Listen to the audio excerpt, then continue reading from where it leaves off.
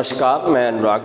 Supreme court ने one संरक्षण कानून 2023 में संशोधनों से जुड़ी याचिकाओं पर सुनवाई करते हुए देश भर के वन क्षेत्रों में पेड़ों की कटाई पर तत्काल प्रभाव से रोक लगा दी है।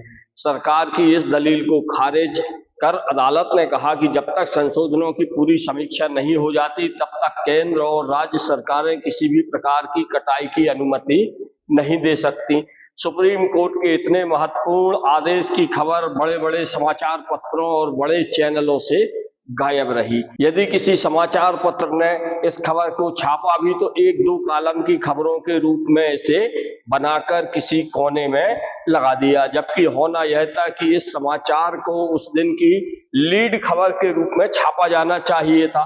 लेकिन तमाम चैनलों को कुंभ की भीड़ गिनने और वीआईपी मूवमेंट और उनके स्नान की खबरों को दिखाने से ही फुर्सत नहीं थी। सुप्रीम कोर्ट ने एक मामले की सुनवाई के दौरान 18 दिसंबर को कहा था कि पेड़ों के कानून उन्हें बचाने के लिए हैं, काटने के लिए नहीं। पीठ ने यह भी कहा कि संविधान के अनुच्छेद 51A के मुताबिक पेड़ों को बचाना हर नागरिक का दायित्व है। सुप्रीम कोर्ट में सुनवाई के दौरान केंद्र सरकार की ओर से सॉलिसिटर जनरल तुषार मेहता ने तर्क दिया कि 2023 का संशोधन वन संरक्षण को और मजबूत करने के लिए किया गया है, लेकिन याचिकाकर्ताओं ने दावा किया कि इन संशोधनों से विकास परियोजनाओं के नाम पर जंगलों में पेड़ों की अंधाधुंध कटाई बढ़ सकती है। सुप्रीम कोर्ट ने फिलहाल याचिकाकर्ताओं की दलील को तवज्जो देते हुए केंद्र और राज्य सरकार को कोई भी नया कदम उठाने से रोक दिया है। वन संरक्षण की दिशा में इसे ऐतिहासिक फैसला माना जा रहा है। अब सरकार को किसी भी परियोजना के लिए वन क्षेत्र में पेड़ काटने से पहले सुप्रीम कोर्ट से अनुमति लेना होगी। यह आदेश केंद्र और राज्य सरकारों के लिए बाध्यकारी रहेगा। सुप्रीम कोर्ट ने केंद्र को 3 सप्ताह के भीतर अपना जवाब दाखिल करने का निर्देश दिया है। पर्यावरणविदों ने इस फैसले का स्वागत किया है। पर्यावरण विशेषज्ञों और सामाजिक कार्यकर्ताओं ने सुप्रीम कोर्ट के इस फैसले पर हर्ष जताते हुए इसे वन संरक्षण के लिए ऐतिहासिक कदम बताया है।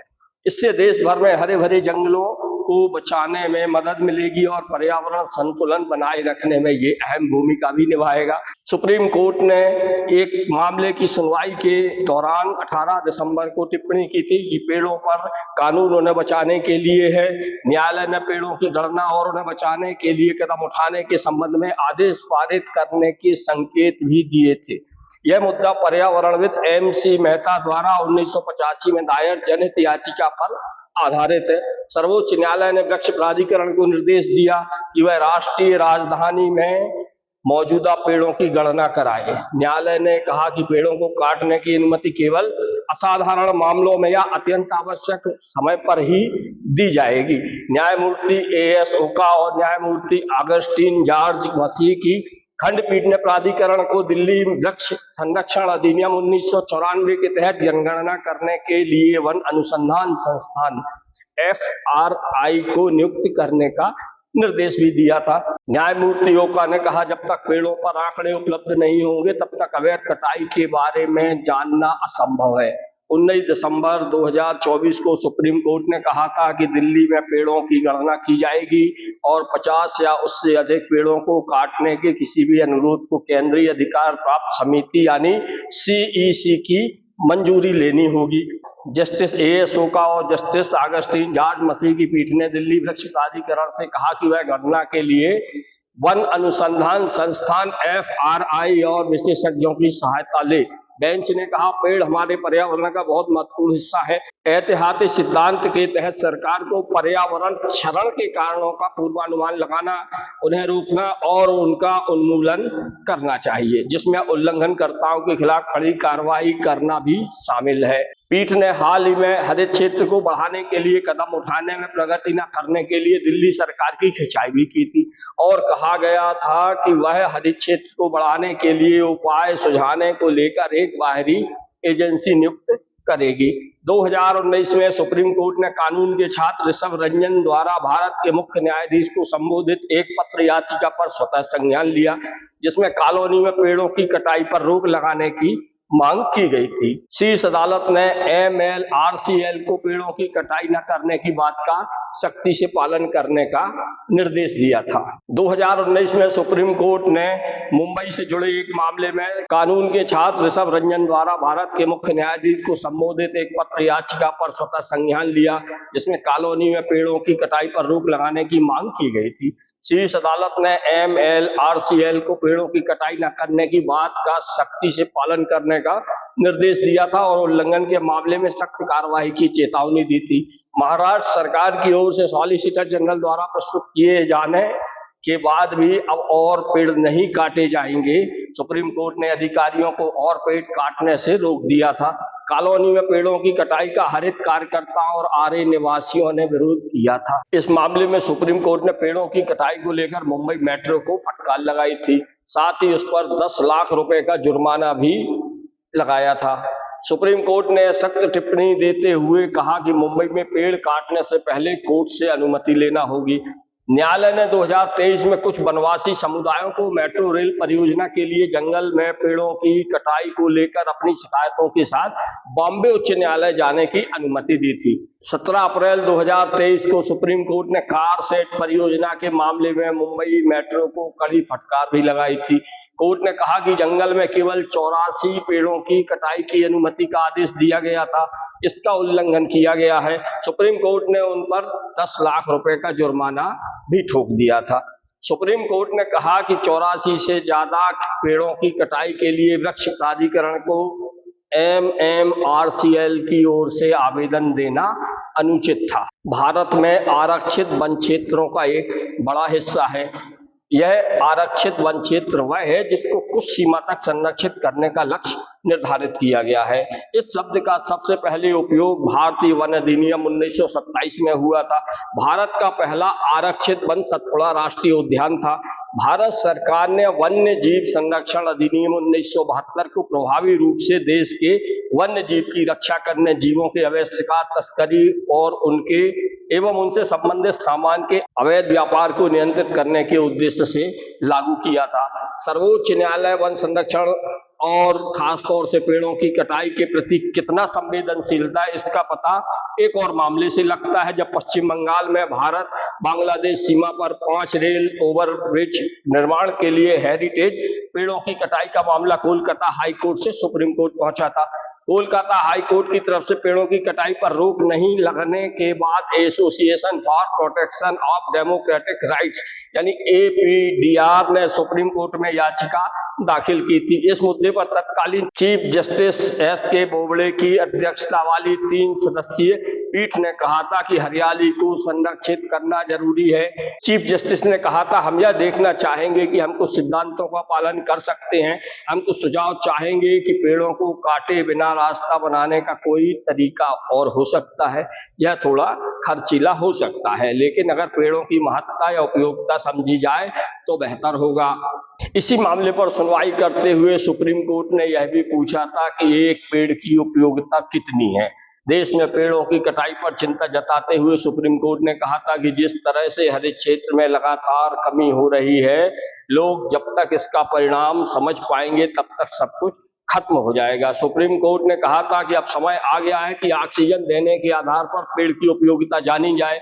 दरअसल पश्चिम बंगाल में पेड़ों की कटाई के मामले पर सुप्रीम कोर्ट में एक याचिका दाखिल की गई थी। कोर्ट ने एक समिति गठित की थी जिससे पेड़ों को बचाने के विकल्प तलाशने को कहा गया था। मानव वन्यजीव संघर्ष भारत में वन्य जीवों के संरक्षण के लिए एक बड़ा खतरा है। वन कटान, पर्यावरण की क्षति, शिकार की कमी और जंगल के बीचों बीच से गुजरने वाली अवैध सड़कें मानव वन्य जीवन संघर्ष के कुछ महत्वपूर्ण कारण है। कोर्ट चाहता था कि वैज्ञानिकों, अर्थशास्त्रियों और पर्यावरण विदों की मदद से यह पता लगाया जाए कि एक पेड़ अपने जीवन काल में कितनी ऑक्सीजन छोड़ता है, उसकी आर्थिक और प्राकृतिक उपयोगिता क्या है और इसका वैज्ञानिक अध्ययन होना चाहिए। Association for protection of democratic rights APDR के बप्पा भुइया कहते हैं, जब से पेड़ काटने की बात हो रही है तब से हम लोग पेड़ों को बचाने की मुहिम में लगे हुए हैं। हमने विधायक, सांसद और PWD तक के अधिकारियों से पेड़ों को बचाने और वैकल्पिक रास्ता निकालने की गुहार लगाई थी। जब हमारी बात नहीं सुनी गई तब हमने पेड़ों को बचाने के लिए आंदोलन चलाया और हाई कोर्ट में याचिका दाखिल की थी, लेकिन उस दौरान भी कुछ पेड़ काट दिए गए। भुइयां आगे बताते हैं कि पेड़ों की कटाई का मामला हाईकोर्ट में गया और सुनवाई के बाद पेड़ों की कटाई पर रोक लगा दी गई थी। कोलकाता स्थित सामाजिक कार्यकर्ता डॉक्टर सत्यकी हलदर कहते हैं, देश की यह सबसे दुर्भाग्यपूर्ण बात है कि जिन पर पेड़ों को बचाने की जिम्मेवारी है, वही पेड़ों को काटने में मदद दे रहे हैं। विकास के लिए वैकल्पिक रास्तों का इस्तेमाल किया जा सकता है, क्योंकि यह सभी पेड़ सदियों पुराने हैं। पहाड़ कमजोर हो गए हैं और बारिश के समय ये टूटने लगते हैं। इसके अलावा वन वर्षा जल का पृथ्वी के भूगर्भ जल के संरक्षण के भी बड़े स्रोत हैं। पेड़ों की जड़ें वर्षा के पानी को खींचकर जमीन के नीचे पहुंचाती हैं, इससे भूगर्भ जल का स्तर बढ़ता है। पेड़ों की कटाई से इस पर विपरीत असर पड़ रहा है। जाहिर है, सरकार को पर्यावरण संरक्षण के लिए अपनी नीतियों में संशोधन करने की जरूरत है, ताकि वन क्षेत्रों में कमी की बजाय वृद्धि हो। सुप्रीम कोर्ट के ताजे आदेश से वन संरक्षण को लेकर नई उम्मीद की किरण जगी है। जंगलों को बचाने के लिए लड़ाई विभिन्न राज्यों में छोटे छोटे रूप में सामाजिक कार्यकर्ता सालों से लड़ते रहे हैं और इसमें उन्हें कुछ सफलता भी मिली है, तो कहीं सरकारों के असहयोग के कारण वे अभियानों में पूरी ताकत से लड़ने के बावजूद पर्यावरण को बचाने में असफल रहे हैं। लेकिन देश में जंगलों को बचाने की लड़ाई की शुरुआत 1995 में हुई, जो आगे चलकर टी.एन. गोदावर्मन तिरुमुलपाद विरुद्ध केंद्र सरकार व अन्य के मामले के रूप में चर्चित हुई। 1995 में टी.एन. गोदावर्मन थिरुमुलपाद, जिन्हें वन संरक्षण के लिए मुकदमेबाजी के प्रयासों के लिए ग्रीन मैन के रूप में जाना जाता है, उन्होंने चंदन के जंगल के विनाश और चंदन की लुप्तप्राय प्रजाति बचाने की चिंता से क्षेत्र में अवैध लकड़ी के संचालन को रोकने के लिए भारत के सर्वोच्च न्यायालय में एक रिट याचिका दायर की थी।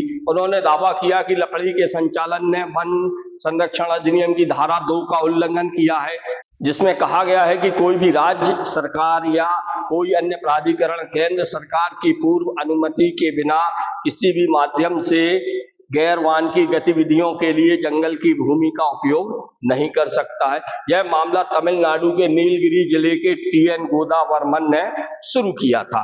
उन्होंने 1995 में भारतीय संविधान के अनुच्छेद 32 के तहत सुप्रीम कोर्ट में याचिका लगाई थी। टी.एन. गोदावर्मन की चिंता नीलगिरी में उनकी पैतृक भूमि और आसपास के वन क्षेत्रों में बड़े पैमाने पर वनों की अवैध कटाई और गैर टिकाऊ वानिकी प्रथाओं से उपजी थी। उन्होंने वनों के विकास को रोकने और वन संरक्षण अधिनियम 1980 के प्रभावी कार्यान्वयन को सुनिश्चित करने के लिए सुप्रीम कोर्ट से हस्तक्षेप की मांग की थी।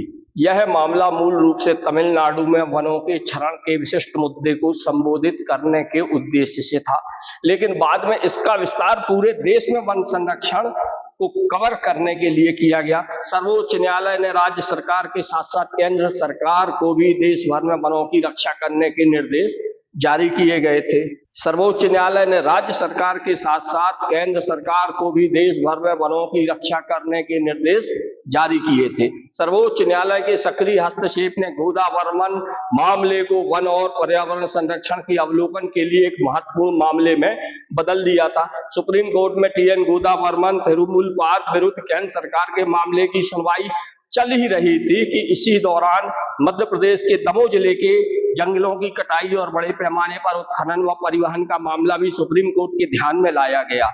दमोह के एक सामाजिक कार्यकर्ता व पत्रकार संतोष भारती ने इस मामले में जिले के जंगलों में सैकड़ों पेड़ों की अवैध कटाई के सबूत व उत्खनन के मामलों को सर्वोच्च न्यायालय में प्रस्तुत किया था, जिसको सर्वोच्च न्यायालय ने गंभीरता से लेते हुए अगस्त 1999 में वन महानिदेशक को इन मामलों की जांच के आदेश दिए थे। दमोह जंगल कटाई मामले की सुनवाई में संतोष भारती का पक्ष देश के सुप्रसिद्ध अधिवक्ता शांति भूषण व प्रशांत भूषण ने रखा था। मध्य प्रदेश में तमाम सरकारी प्रयास फेल हो जाने और अवैध कटाई नहीं रुक पाने के चलते ही सर्वोच्च न्यायालय ने वर्ष 2000 में मध्य प्रदेश राज्य के अंदर किसी भी तरह के पेड़ों की कटाई और उनके परिवहन पर सख्त प्रतिबंध लगा दिया था। यह प्रतिबंध करीब 1 साल चला था और सीएजी की रिपोर्ट के मुताबिक इससे वन विभाग यानी मध्य प्रदेश सरकार को करीब 100 करोड़ रुपए के राजस्व की हानि हुई थी। उस दौरान दमोह जिले में अवैध रूप से जंगलों में हो रही अवैध कटाई और उत्खनन को नहीं रोक पाने और अफसरों की भूमिका से नाराज सुप्रीम कोर्ट ने IA नंबर 257/97 की सुनवाई के दौरान एक महत्वपूर्ण आदेश दिया था, जो संभवतः देश में सुप्रीम कोर्ट द्वारा किसी मामले में दिया गया ऐसा आदेश था जिसमें कई अफसरों को वनों से संबंधित समस्त कार्यों से तत्काल मुक्त करने यानी हटाने के आदेश जारी किए गए थे। मामले की सुनवाई के दौरान सुप्रीम कोर्ट ने कहा था कि we further direct the Shri Dharamvir Kapil, Shri Srinivas Sharma, Shri Ashok Vyas, Shri Ashok Rai, doctor AK Srivastava and Shri DP Dwivedi should immediately be relieved of shifted from their duties oblique charge in connection with the forest department. बताइए, ऐसा आदेश शायद ही कहीं किसी मामले में सुप्रीम कोर्ट को देना पड़ा हो।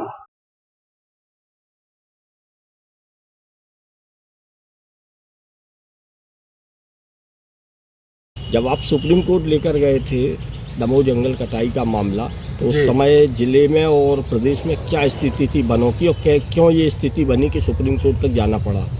देखिए, सबसे पहले तो मैं ये बता दूं कि मध्य प्रदेश पूरे देश में और मध्य प्रदेश में भी जो बुंदेली अंचल है विशेषकर, वो वनों के मामले में बहुत समृद्ध है। दुर्भाग्य ये है कि जो वरिष्ठ अधिकारी हैं वो इतने निष्ठाहीन हैं कि उनके जो वन माफिया हैं उनके साथ इतने गहरे संबंध हैं कि जिसके चलते वनों का तेज़ी से विनाश हो रहा था। उसमें सबसे संगीन बात ये थी, उदाहरण के लिए मैं बताना चाहता हूँ, जो सुप्रीम कोर्ट में हाईलाइट की गई कि एक SDM लेवल का अधिकारी है, वो थे श्रीनिवास शर्मा दमोह में, और वो आप कल्पना करिए उनके पास आवेदन भिजवाए जाते हैं तैयार, पहले से तैयार शुदा, थोक में। साहब आंधी तूफान आया, हमारे घर के झाड़ गिर गए। ध्यान देना आप, झाड़ गिरे कौन से? सागौन के केवल, सागौन के अलावा कोई झाड़ नहीं गिरा। सब्जी भाजी का पत्ता एक नहीं नष्ट हुआ, एक तिनका नहीं कहीं गिरा, एक कहीं खप्पर नहीं गिरा, केवल और केवल ये चीज़ इतनी गंभीर थी और इस तरह से हजारों पेड़ों की अवैध कटाई सागौन की हो गई। ये चुभने वाली बात थी। अगर वन नष्ट होंगे तो फिर तो बहुत मुश्किल है। ये एक सिद्धांत है मौलिक जो केवल भारत में है, उसका है संदेश के जियो और जीने दो। ये एक दूसरे के ऊपर आश्रित है और ख़ास तौर से मनुष्यों को अगर स्वच्छ जलवायु नहीं मिलेगी, अच्छी ऑक्सीजन नहीं मिलेगी, और वो बिना वन के कारण असंभव है। और वन अगर इस तेज़ी से कट रहे, इस चीज़ को हमने हाईलाइट किया था।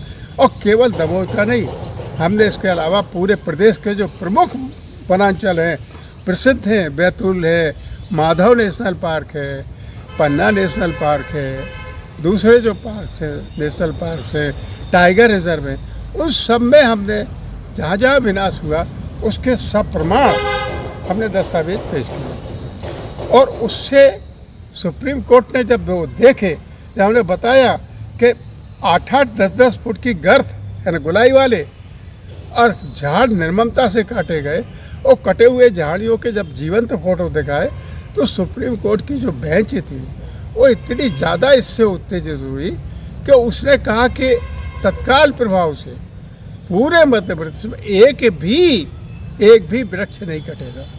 ये आदेश पारित हुआ था। वन संरक्षण कानून में इतने कठिन प्रावधान किए गए थे, वन संरक्षण कानून 1980 में, इसके बावजूद भी केंद्र सरकारें और राज्य सरकारें वनों को बचाने की दिशा में ठोस और प्रभावी कदम क्यों नहीं उठा पा रही हैं? देखिए, हमने अपने पक्ष की ओर से एक सुझाव सुप्रीम कोर्ट के सामने रखा था कि साहब, अगर वनों को बचाना है अफसरों की नादिरशाही से, अफसरों के भ्रष्टाचार से, अफसरों की माफियाओं से मिलीभगत से, तो इसका एक छोटा सा उपाय बता रहा हूँ, वो ये हो सकता है कि अभी जो जंगल विभाग के अधिकारी हैं, वन विभाग के, उनकी ACR कलेक्टर लिखते हैं कॉन्फिडेंशियल रिपोर्ट, और उसकी आड़ में वो नाजायज दबाते हैं उनको, और कलेक्टर खेल खेलता है, माफिया खेल खेलते हैं। तत्कालीन समय में जब सुप्रीम कोर्ट ने दमोह के मामलों में जो आदेश पारित किए थे, हाँ। तो तत्कालीन समय के उन अफसरों के खिलाफ क्या कार्रवाई हो पाई थी? आज तक एक भी अफसर के खिलाफ कार्रवाई नहीं हुई, बल्कि ऐसे अधिकारियों को पुरस्कृत किया गया और उनको वेतन वृद्धि दी गई। और इससे बड़ी विडम्बना क्या होगी कि उनको कलेक्टर जैसे पद पर विभूषित किया गया। ये सम्मान हमारे नेताओं ने दिए, और नेताओं ने दिए इसलिए जो शासक वर्ग के लोग हैं, क्योंकि वो ये जानते हैं कि ये एक्सपर्ट हैं बेईमानी करने में। हमें हर मंत्री को अपने अपने नए घर, निजी और बंगले बनवाना है, उनके लिए उनको सागौन की लकड़ी चाहिए, तो बाज़ार से तो महंगी मिलेगी, शासकीय डिपो से लेंगे, और यहाँ मिट्टी मोल मिलती है, मुफ्त में मिलती है। तो वो इनके माध्यम से इनको मोहरा बना के कि भाई ये तो एक्सपर्ट हैं, वन कटाई के, चोरी के एक्सपर्ट हैं, इनको ये वरिष्ठ अधिकारियों ने पाला पोसा और आज तक पाल पोस रहे हैं। सुप्रीम कोर्ट आदेश पारित कर सकती है, एक बात सैद्धांतिक आप लोग ध्यान रखिए, सुप्रीम कोर्ट आदेश पारित कर सकती है, क्रियान्वित कराना ये प्रशासक के ऊपर होता है। अंतिम बात मैं आपसे कहना चाहता हूँ, एक बार एक कॉन्फ्रेंस हुई थी, मैं गया था उसमें, ये वन विभाग के अधिकारियों की थी, और उसमें कुछ और पर्यावरण से जुड़े लोग आए थे। तब मैंने एक सूत्र दिया था, उससे मुख्यमंत्री महोदय आए थे, तो मैंने उन मुख्यमंत्री महोदय से कहा कि आप बार बार बड़ी वाई लूटने के लिए हम तो साहब पर्यावरण बचाना चाहते हैं, हम तो पर्यावरण बचाना चाहते हैं, आप अरबों रुपया आप फर्जी लोगों पे लुटा रहे हो, फर्जी मीसाबंदियों पे लुटा रहे हो, करोड़ों का भ्रष्टाचार हो रहा है। आप केवल एक काम कर दीजिए, प्रेस न कर वनों को सचमुच में हमें बचाना है, तो जो सबसे महत्वपूर्ण कार्य मध्य प्रदेश में हो सकता है कि सरकार को चाहिए कि वो हर जिला स्तर पे, हर तहसील स्तर पे जो बड़े कस्बे हैं, और ख़ास तौर से जो जंगल से लगे हुए, वहाँ वो इलेक्ट्रिक जो बिजली से चलने वाले जो होते हैं शमशान, क्यों नहीं करा सकते? कितना खर्च है, ज़रा सोचिए कितना खर्च है। 400-500 करोड़ में पूरा प्रदेश में जो है जाल बिछ जाएगा, तब आपकी जंगल की लकड़ी स्वाभाविक है कटने से बचेगी। क्यों नहीं कर रही है? इसलिए नियत ठीक नहीं है, भाई लूटना है बस। कोई देश के वनों के संरक्षण में मदद के लिए वन संरक्षण अधिनियम 1980 लागू किया गया था। यह केंद्र सरकार की पूर्व स्वीकृति के बिना वनों को आरक्षित करने या गैर वनीय उद्देश्यों के लिए वन भूमि के उपयोग को सख्ती से प्रतिबंधित और विनियमित करता है। अधिनियम में वन शब्द के अर्थ को देखते हुए यह स्पष्ट है कि किसी भी वन के क्षेत्र में किसी भी गैर वानिकी गतिविधि के लिए केंद्र सरकार की पूर्व स्वीकृति आवश्यक है। अधिनियम की धारा 2 के अनुसार पूरे देश में किसी भी राज्य में किसी भी वन के भीतर चल रही सभी गतिविधियां केंद्र सरकार की पूर्व स्वीकृति के बिना तुरंत बंद होनी चाहिए। इसलिए यह स्पष्ट है कि विनियर या प्लाईवुड मिलों सहित किसी भी प्रकार की यारा मिलों को चलाना और किसी भी खनिज का खनन गैर वन उद्देश्य है, और इसलिए केंद्र सरकार की पूर्व स्वीकृति के बिना स्वीकार्य नहीं है। ऐसी कोई भी गतिविधि वन संरक्षण अधिनियम 1980 के प्रावधानों का प्रथम दृष्टया उल्लंघन है। प्रत्येक राज्य सरकार को तुरंत ऐसी गतिविधियों को पूरी तरह से बंद करना सुनिश्चित करना चाहिए। एक ओर जहां देश भर के विभिन्न क्षेत्रों में जंगलों की कटाई और पर्यावरण संरक्षण के लिए विभिन्न समुदाय हर स्तर पर प्रयासरत है, तो वहीं सुप्रीम कोर्ट द्वारा भी वनों के संरक्षण के मामले में संवेदनशीलता काबिले तारीफ है। लेकिन राज्य सरकारों और खास तौर से उन राज्यों में विकास और निर्माण संरचनाओं के नाम पर जहां जंगलों का सफाया अफसरों और सरकारों की संवेदनहीनता का परिचायक है, कैसे राज्य सरकारें बिना कोई दूसरा विकल्प तलाशे पेड़ों की कटाई के लिए दनादन अनुमतियां जारी कर रही हैं। अब हाल में सुप्रीम कोर्ट के इस मामले में एक बार फिर मुखर होने से आशा जगी है कि देश में जंगलों की कटाई को लेकर राज्य सरकारें गंभीरता बरतेंगी। नमस्कार, मैं अनुराग।